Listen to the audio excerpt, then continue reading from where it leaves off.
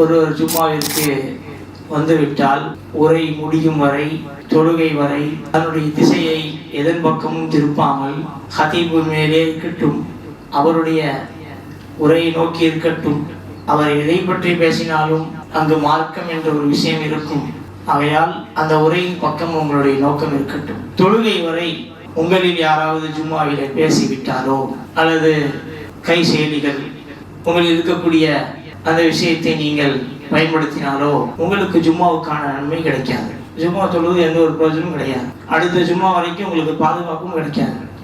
ஹதீஸ்ல இருக்கு, ஜும்மாவை அடைந்த ஒருவர் நல்ல நோக்கத்தோடு, நல்ல எண்ணத்தோடு, இஹ்லாஸோடு ஒருங்கிணைந்து இந்த ஜும்மாவை அடைகிறார் என்றால் அவர் இமாம் மேடையில் ஏறியதற்கு பிறகு தன்னை அமைதிப்படுத்தி கொள்ளட்டும். மற்றவர்களை அமைதியாக இருக்கக்கூட சொல்லக்கூடாதுன்னு சொன்னாங்க.